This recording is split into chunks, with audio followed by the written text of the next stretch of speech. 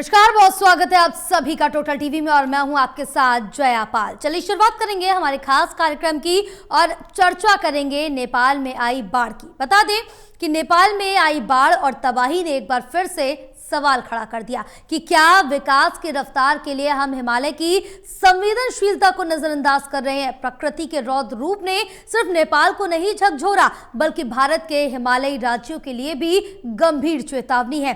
सड़कें, सुरंगें, जल विद्युत परियोजनाएं और पर्यटन के नाम पर लगातार निर्माण हो रहा, लेकिन सवाल है कि क्या हर पहाड़ पर बुलडोजर चलाना विकास है।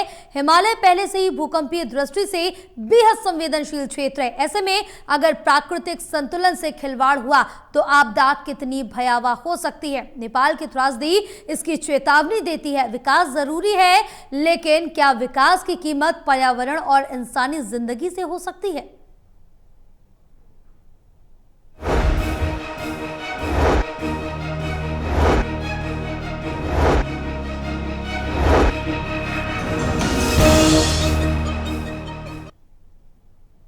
बिल्कुल, आज इसी पर हम अपनी बहस करेंगे। खास मेहमान भी हमारे साथ जुड़ेंगे, लेकिन सबसे बड़ा सवाल इस बीच सिर्फ यही खड़ा हो रहा है क्योंकि जैसे हमने नेपाल में देखना कितनी बड़ी प्राकृतिक आपदा है, कई इंसानी जानें चली गई, कई इंसान अभी तक मिल भी नहीं रहे, उनका परिवार पीछे परेशान हो रहा है। लेकिन सवाल यही खड़ा हो रहा है, विकास बनाम जो यहाँ पर लगातार पर्यटन हो रहा है, लोग यहाँ पहुँच रहे, तमाम चीज़ें हो रही देखने को मिल रहा है, लेकिन सवाल भी अपने साथ साथ खड़े कर रहा है। विकास जरूरी है, लेकिन पर्यावरण भी काफ़ी ज़्यादा महत्वपूर्ण है और किस तरह से पर्यावरण के साथ खिलवाड़ किया जा रहा है उसने सबकी चिंता बढ़ा दी है। बहरहाल पर्यावरणविद है, उनकी भी चिंताएं लगातार बढ़ रही है और लगातार चेतावनी भी दी जा रही कि प्रकृति के साथ खिलवाड़ ना किया जाए, अन्यथा आने वाले वक्त में काफ़ी गंभीर खामियाजा इसका भुगतना पड़ेगा। और यही नेपाल में देखने को भी मिला है। ये जीता जागता नेपाल एक उदाहरण है कि किस तरह से प्रलय यहाँ पर आई है और कई इंसानी जानें चली गई हैं। तो एक तरफ विकास है, दूसरी तरफ पर्यावरण है, तो खिलवाड़ ना किया जाए, यही लगातार चेतावनी दी जा रही है और ये गंभीर चेतावनी है। बहरहाल जो सड़कें हैं, सुरंगें हैं, जल विद्युत परियोजनाएं हैं और पर्यटन के नाम पर जो लगातार निर्माण किया जा रहा है वो कहीं ना कहीं आने वाले समय के लिए खतरा उत्पन्न कर रहा है, क्योंकि सवाल यही है कि जो भी हर पहाड़ है, क्या हर पहाड़ पर बुलडोजर चलाना विकास है। क्योंकि कई पहाड़ ऐसे हैं, कई जगह ऐसे हैं जहां पर बुलडोजर नहीं चलाया जा सकता, जो आगे काफ़ी ज़्यादा नुकसान दे सकता है। तो इस बीच सवाल कई बड़े खड़े हो रहे हैं। मेहमान भी हमारे साथ जुड़ चुके हैं, चलिए तारुफ कराते हैं। हमारे साथ डॉक्टर गोपाल कृष्ण, पर्यावरणविद हैं, हमारे साथ जुड़े हुए। आपका बहुत स्वागत है सर हमारे खास कार्यक्रम में, हमारे चैनल पर। और सबसे बड़ा सवाल कृष्णा जी यही खड़ा हो रहा है कि क्या हिमालय में जो विकास किया जा रहा है, विकास के नाम पर प्रकृति की सहन शक्ति का लगातार इम्तिहान लिया जा रहा है। सड़क, सुरंग और हाइड्रो प्रोजेक्ट जरूरी है, लेकिन क्या इनके लिए पर्यावरणीय नियमों से समझौता किया जा सकता है।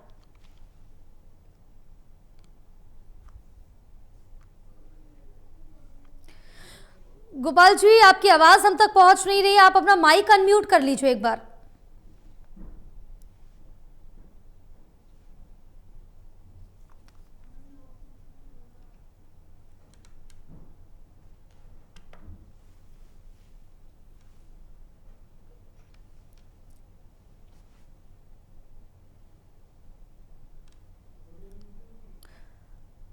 गोपाल जी, आप तक आवाज पहुंच रही है हमारी?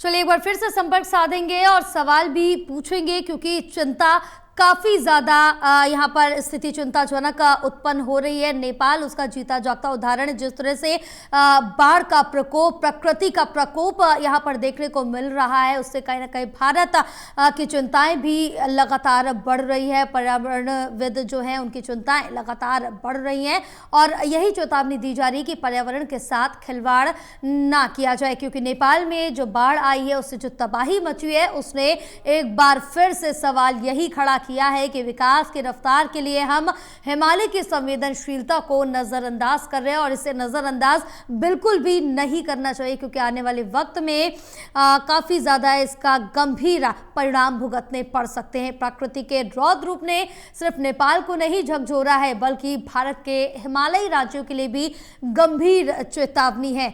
जो सड़कें हैं, सुरंगें हैं, जो भी जल विद्युत परियोजनाएं हैं, और लगातार पर्यटन के नाम पर निर्माण किया जा रहा है, विकास किया जा रहा है, तमाम जगह अलग अलग जो बुलडोजर है वो अलग अलग पहाड़ों पर लगातार चलते हुए दिखते हैं, यानी कि विकास कार्य हो रहा है। लेकिन कहीं ना कहीं सवाल यही खड़ा हो रहा है कि क्या जो हर पहाड़ है, हर चोटी है, उस पर बुलडोजर चलाना ज़रूरी है? क्या यही विकास है? क्योंकि पर्यावरण से छेड़छाड़ यानी कि इसी तरह की आगे स्थिति देखने को मिल सकती है। बहरहाल हिमालय पहले से ही भूकंपीय दृष्टि से बेहद ही संवेदनशील क्षेत्र, और उस पर इस तरह की कार्रवाई होना, इस तरह के लगातार कंस्ट्रक्शन जो कार्य है वो किए जा रहे हैं, तो ये परेशानी में आगे आने वाले समय में डाल सकता है। जो वहाँ पर स्थानीय लोग हैं, आसपास जो लोग हैं, रहवासी हैं, उनको जान को लगातार खतरा भी बना रह सकता है, क्योंकि नेपाल में जो अभी बाढ़ आई है, प्राकृतिक आपदा है,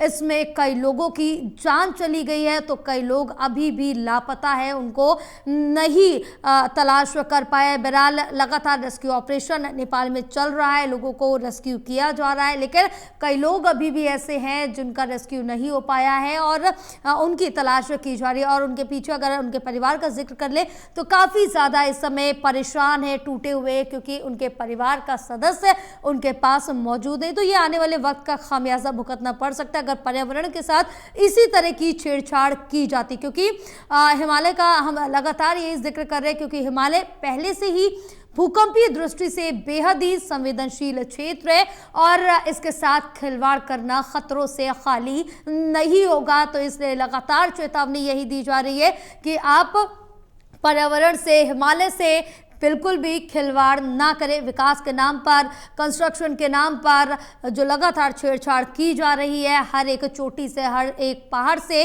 वो आने वाले समय में काफ़ी ज़्यादा उसके परिणाम गंभीर हो सकते हैं। बहरहाल ऐसे में अगर प्राकृतिक संतुलन से खिलवाड़ हुआ तो आपदा कितनी भयावह हो सकती है, वो नेपाल की त्रासदी इसका जीता जागता उदाहरण है, इसकी एक बड़ी चेतावनी है। क्योंकि विकास हालांकि कहीं ना कहीं ज़रूरी है, लेकिन विकास के नाम पर कीमत पर्यावरण हो और इंसानी ज़िंदगी हो, उससे ज़्यादा नहीं हो सकता है। क्योंकि सबसे पहले हमारे लिए इंसानी ज़िंदगी महत्वपूर्ण है, पर्यावरण महत्वपूर्ण है, विकास भी महत्वपूर्ण है, लेकिन इंसानी ज़िंदगी से ज़्यादा महत्वपूर्ण नहीं है। तो इसीलिए लगातार चेतावनी दी जा रही है, और नेपाल का ये उदाहरण बार बार सामने रखा जा रहा है कि खिलवाड़ बिल्कुल भी ना करें। तो हमारे साथ खास मेहमान जुड़ चुके हैं, अनिल सूद जी भी पर्यावरणविद हैं, हमारे साथ जुड़े हैं, और डॉक्टर गोपाल कृष्ण जी है, पर्यावरणविद हैं, हमारे साथ जुड़े हुए। आप दोनों का बहुत स्वागत है हमारे खास कार्यक्रम में और हमारी चर्चा में। चलिए चर्चा की शुरुआत करते हैं। और जिस तरह से देखें कि नेपाल में जो बाढ़ आई है वो कहीं ना कहीं चिंता का विषय बन गई है।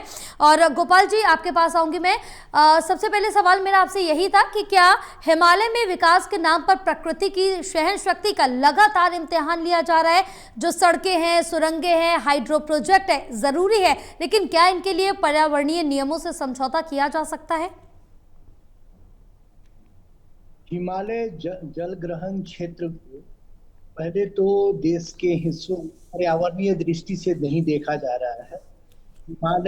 चीन का हिमालयी क्षेत्र चीन देखता है, नेपाल का हिमालयी क्षेत्र नेपाल देखता है, और भारत का जो हिमालय क्षेत्र है उसको भारत देखता है। तो समग्रता में उसको देखा नहीं जाता है, पहली बात। दूसरी बात कि हिमालय जल ग्रहण क्षेत्र में परमाणु ऊर्जा के संयंत्र भी लगा दिए गए, और कुछ बांग्लादेश में भी आ रहे हैं। तो जब तक पर्यावरणीय दृष्टि से समग्रता से हिमालय जल ग्रहण क्षेत्र को नहीं देखा जाता, गंगा नदी घाटी क्षेत्र देखा जाता है, क्योंकि जो त्रिशूली नदी जिसमें बाढ़ आई तो गंगा घाटी क्षेत्र में ही आई। जब गंगा पर अध्ययन किया गया तो वो भी भारत केंद्रित तरीके से गंगा पर अध्ययन किया गया, उसका मतलब यह हुआ कि केवल 79% गंगा घाटी पर अध्ययन किया गया। जो बाकी 21% गंगा जल ग्रहण क्षेत्र है, गंगा गंगा का घाटी क्षेत्र है जो नेपाल, बांग्लादेश, तिब्बत, चीन में पड़ता है, उसका अध्ययन नहीं किया गया। समग्रता से अध्ययन नहीं होगा तो समग्रता से ये नहीं पता चलेगा कि क्या असर हो रहा है विकास संबंधी परियोजनाओं से इन सारे पूरे। हिमालय एक बहुत ही संवेदनशील पर्यावरण क्षेत्र है और पूरे गंगा घाटी और भी बहुत ही संवेदनशील पर्यावरणीय दृष्टि से है। तो जितने भी प्रोजेक्ट बन रहे हैं वो प्रोजेक्ट इस बात का ख्याल ही नहीं रखते हैं कि हमको हिमालय क्षेत्र को समग्रता में देखना है, गंगा घाटी को समग्रता में देखता है, ऐसा होता ही नहीं है। गंगा घाटी क्षेत्र में टुकड़े टुकड़े में परियोजनाओं के हिसाब से गंगा को काट काट करके देखा जाता है। और जब भी पर्यावरणीय चिंता का प्रश्न उठता है और विकास का प्रश्न उठता है तो जो नीति निर्माता हैं वो पर्यावरण की अनदेखी करके विकास को प्राथमिकता देते हैं। ये बिल्कुल अदूरदर्शी नजरिया है और इस प्रकार का जो सोच है, जो इनफैक्ट सच्चाई तो ये है कि गंगा नदी केवल प्रदूषण के नजरिए से सरकारी निगाहों में आती है। असल में उसकी जल की उपलब्धता हिमालय जल ग्रहण क्षेत्र से जुड़ी हुई है, उस पर निगाह ही नहीं जाती है। इतनी ज्यादा संकीर्ण सोच है विकासवादियों की कि वो पर्यावरण को और इनफैक्ट पूरा जो आधुनिक अर्थशास्त्र है वो तो पर्यावरणीय नुकसान के जो घाटा होता है उसकी गिनती ही नहीं करता है, उसको एक्सटर्नैलिटी कहता है, निगेटिव एक्सटर्नैलिटी है, वो कॉस्ट में इंक्लूड नहीं होता है। जब भी कुछ प्रॉफिट होता है गंगा रिवर बेसिन क्षेत्र में या हिमालयन वाटरशेड में, तो चाहे वो चीन हो या नेपाल हो या बांग्लादेश हो, उनकी प्रायोरिटी मुद्रा होती है। पर्यावरण को बचाना वही नेचुरल प्राकृतिक मूलधन वही है। विकास जिस प्रकार से किया जा रहा है उससे मूलधन घट रहा है और मूलधन के घटने के दौरान मुनाफे को वो लोग सही बता रहे हैं। ये अनसाउंड है, ये अनसाउंड माइंड का ही परिणाम है।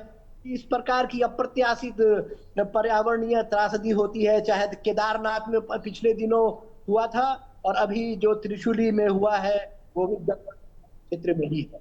तो ये सबक लेने का समय है कि भारत को, नेपाल को, बांग्लादेश को, चीन को मिल करके एक साथ इस मामले की अध्ययन। अब बिल्कुल कहीं ना कहीं मिलकर इस पर अध्ययन करना चाहिए और सभी पहाड़ों से छेड़छाड़ आगे के लिए काफी ज्यादा खतरा भी हो सकता है। अनिल जी आपके पास आऊंगी। और जब हिमालय भूकंपीय रूप से संवेदनशील है तो बड़े पैमाने पर निर्माण परियोजनाओं को मंजूरी देने से पहले जोखिम का आकलन कितना गंभीरता से होता है? क्या विकास की मौजूदा नीति हिमालय को मजबूत बना रही या आने वाली आपदाओं का आधार तैयार कर रही है? नहीं, देखिए हम लोगों ने गंगा जी सहमत हूं बिल्कुल। इनके के जो हर एक नेशन आइसोलेशन में देखती है अपने अपने एरिया के हिमालय को।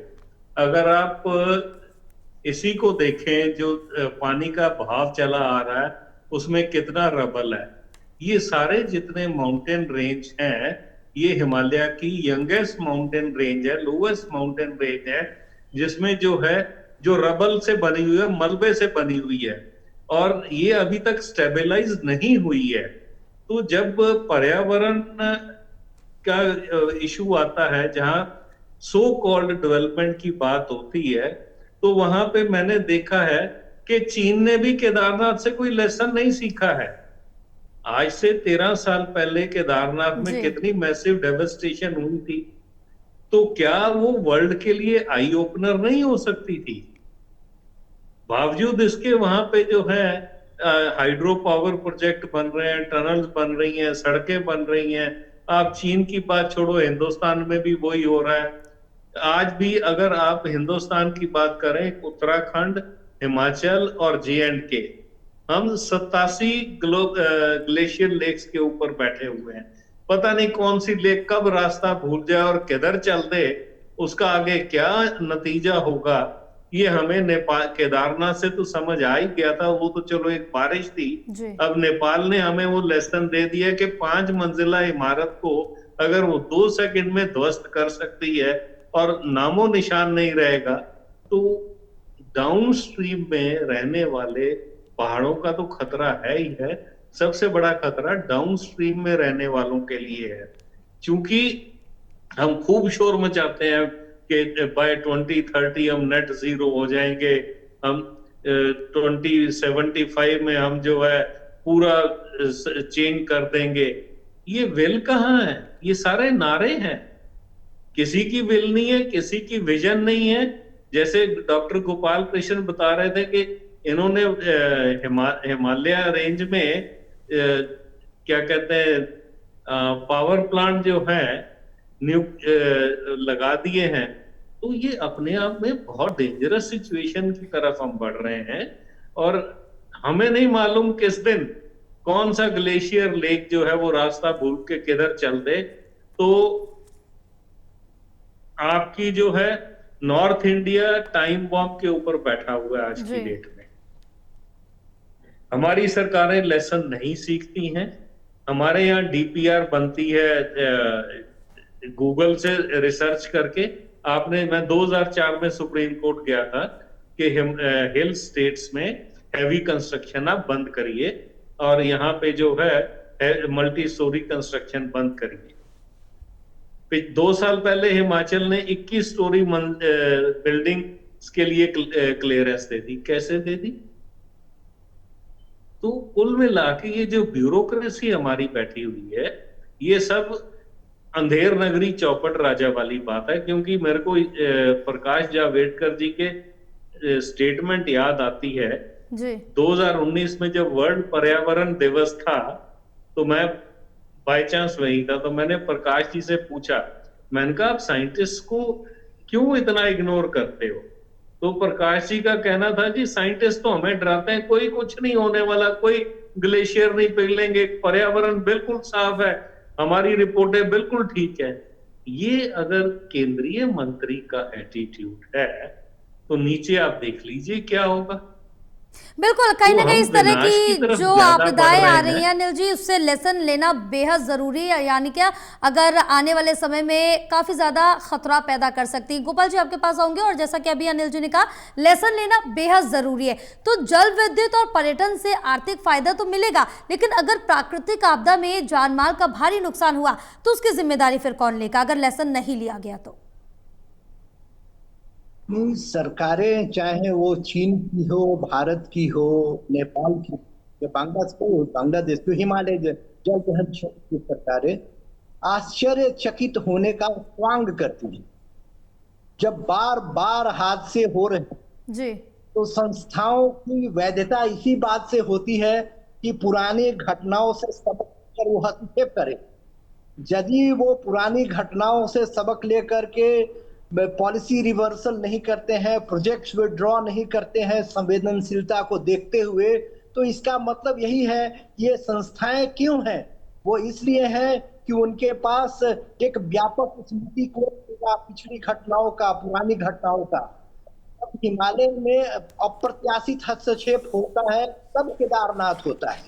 जब हिमालय जल ग्रहण क्षेत्र में विकास के नाम पर बिल्कुल ही अनसाउंड इंटरवेंशंस होते हैं, तब त्रिशूली जैसी घटना घटती है जो अभी घटी है।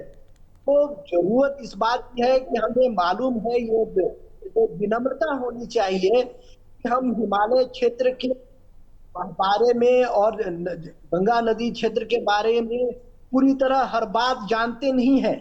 अभी तो ये भी नहीं पता है कि पूरे क्षेत्र में हिमालय के कितनी प्रजातियां हैं, जीव जंतुओं की या पौधों की, सबकी खोज जारी है। अभी तो उनका नामकरण ही भी नहीं हुआ है और ये विनाश का सिलसिला इन्होंने शुरू कर दिया, इस एरोगेंस में, इस अहंकार में कि वो हिमालय क्षेत्र को जानते हैं, वो गंगा घाटी क्षेत्र को नहीं जानते हैं। आप यदि जानते हैं तो एक्सप्लेनेशन दीजिए, और नहीं तो ये ढोंग रचना बंद कीजिए कि आप आश्चर्यचकित हो गए। तो आपने केदारनाथ से क्या सबक सीखा? और जो भी घटनाएं घट रही हैं चीन में, नेपाल में, बांग्लादेश में, इस पूरे क्षेत्र में, हिमालयी क्षेत्र में, इस क्षेत्र की सारी सरकारों को ये जो हादसे हैं एक तार्किक बाध्यता पैदा करते हैं कि वो एकजुट हो करके अपने नीतियों में आमूलचूल परिवर्तन करें। जो विनाशकारी प्रोजेक्ट हैं उनको वापस ले। ये बिजनेस एज यूजुअल चलना और फिर हादसे के समय प्रिटेंड करना कि वो सरप्राइज हो गए, ये कन्विंसिंग नहीं है। बिल्कुल अनिल जी, विकास और पर्यावरण में टकराव क्यों बनाया जा रहा है? क्या वैज्ञानिक और टिकाऊ विकास का रास्ता नहीं निकाला जा सकता? और सबसे महत्वपूर्ण सवाल ये कि अगर हिमालय ही अस्थिर हो गया तो उस विकास का भी क्या फायदा जिसके लिए हिमालय को ही खतरे में डाल दिया गया? आप देखिए, ब्रिटिशर्स बेवकूफ नहीं थे।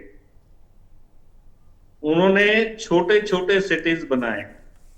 उन्होंने सिटीज को, एक सिटी को उसकी कैरिंग कैपेसिटी से ज्यादा नहीं बढ़ने दिया। शिमला बनाया, दार्जिलिंग बनाया, सिक्किम में उन्होंने पॉकेट्स में डेवलपमेंट करी कि इनके ऊपर जो है पूरा बोझ ना पड़े। जी। हमने क्या किया?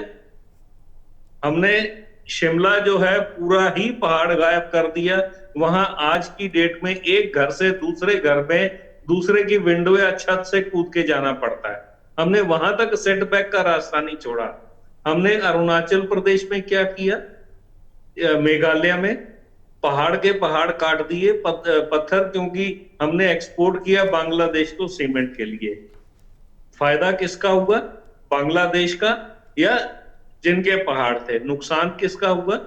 पूरी नेशन का हुआ। जी। क्या आज चेरापूंजी में बारिश होती है? आप अपने आप से अगर सवाल पूछें, क्योंकि मैं तो देख के आया हूं, वहां जो 7 सिस्टर फॉल्स हैं वो बिल्कुल ड्राई थे। मैंने स्कूल के बच्चों को जो है पीछे बैग और हाथ में छोटी छोटी बाल्टियां पानी की ले जाते हुए देखा है। तो टूरिज्म, जैसे हम कहते हैं कि टूरिज्म विकास है। आपने देखा अभी जो एक्सप्रेसवे बना है देहरादून के लिए कितना तेजी से जाता है और आगे क्या हो रहा है? जी। तो आपको एक होलिस्टिक व्यू लेना है, आपको कैरिंग कैपेसिटी देखनी है, आपको ये देखना है कि कितना यहाँ पे इंफ्रास्ट्रक्चर बन सकता है और कितना ऑलरेडी एग्जिस्ट कर रहा है जो कि ओवरलोडेड है। आप देहरादून की तरफ देख लीजिए, क्या हाल है देहरादून का। आप मसूरी की तरफ देख लीजिए, क्या हाल है मसूरी का। तो कुल मिला के टूरिज्म के नाम पे एक जुमला बेचना और बिजनेस को प्रमोट करना, ये अपने आप में बहुत बड़ी बेवकूफी है। क्या आप रिस्ट्रिक्ट नहीं कर सकते टूरिस्ट का नंबर? जहां आप मेघालय में भी जाते हो, आप कहीं भी, आप लेह में जाते हो तो नंबर रिस्ट्रिक्टेड है, हालांकि इतने ज्यादा नहीं, फिर भी लेह में नंबर रिस्ट्रिक्टेड है। तो क्या आप बाकी जगह नहीं कर सकते? क्योंकि ये सब मायोपिक व्यू के साथ डेवलपमेंट की जाती है, वेस्टेड इंटरेस्ट के साथ डेवलपमेंट की जाती है, जिसमें राजनेताओं का, ब्यूरोक्रेट्स का और बिजनेस का, तीनों का बड़ा डेडली अनहोली कॉम्बिनेशन है।